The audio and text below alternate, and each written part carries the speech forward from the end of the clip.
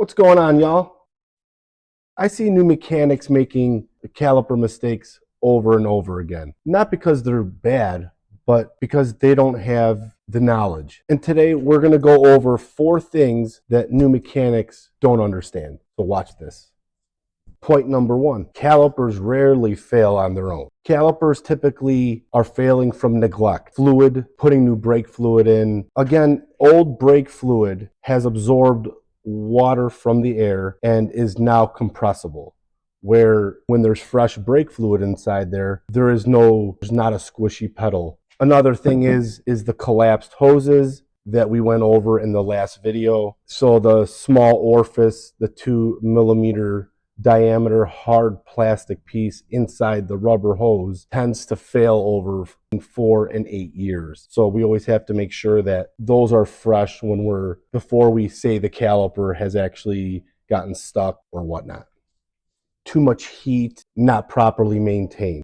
Point number 2, a new caliper isn't better than a caliper that's been rebuilt. Just for the mere fact that when these calipers are being produced in China, they're making so many calipers at a time. It's hard to really pinpoint if a seal has been pinched. We had an instance where we had a Lexus NX 300 caliper for the rear. Our customer out of downtown had purchased 3 and they were all new castings. However, when he had us rebuild the original casting that he got from AutoZone, the seal by the actuator, so the seal by the motor was pinched. So they can't test for that in China.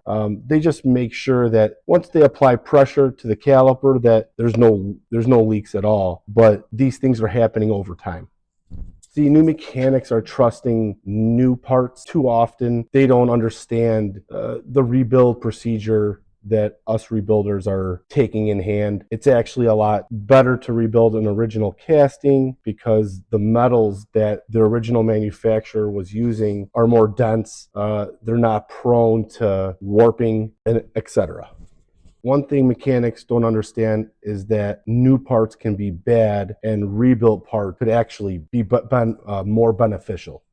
Point number 3 is the slide pins, as we discussed before. If the caliper cannot slide back and forth on the rotor and adjust itself with these sliding pins going into the bracket, it'll put all the stress onto the piston, which then you don't have even braking. Your brake pads will wear out on one side rather than evenly wearing out. So the slide pins are point number 3 that they have to be checked, meticulously maintained.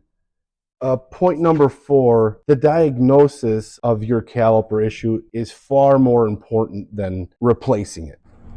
Replacing a part fast doesn't make you a good mechanic. Diagnosing actually makes you more valuable, if you can understand that. Because now you're not going to have your comebacks, you're not going to have warranty work, you're not going to be wasting your time where if you made a couple $100 on this particular job, now you're losing it because you were unable to diagnose it correctly. Also, not being able to diagnose your caliper issues kind of ruin your reputation, but I wouldn't go that far. Just understanding the involvement with what makes a caliper function is probably far greater than just replacing parts.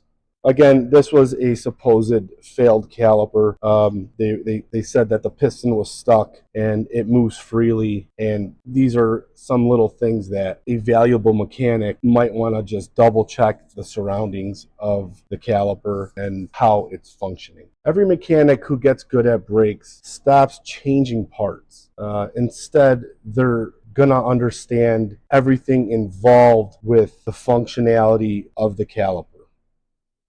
Again, thank you for all my subscribers. Thank you for watching my video. If you like this content, like and subscribe, smash the like button. Let us know if you have any issues with understanding calipers. We'd love to help you. If you're new to being a mechanic and want to get better, stick around because we'll show you the right way, that you're going to understand everything that goes into the caliper and what surrounds the caliper, so you never have these issues ever again.